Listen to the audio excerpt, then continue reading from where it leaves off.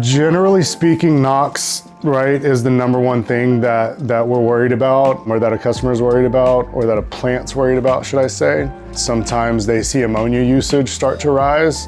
So a system is generally built originally to fall within a range of ammonia usage, right?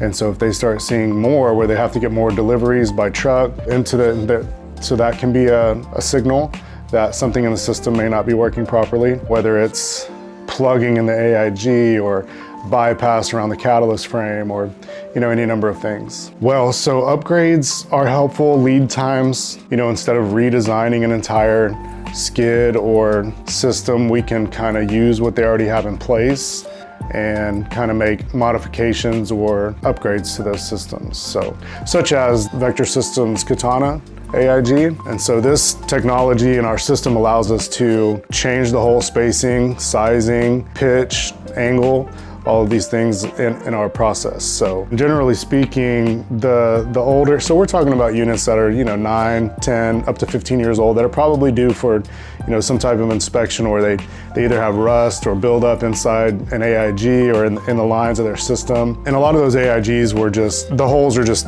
top, bottom, all the way through, all the way across the lance, which was general practice for many years. But what you end up having problems with is that those holes that are on the bottom of the lance, the sediment or anything that breaks up into that line ends up on those bottom holes, obviously, because that's where it's going to fall.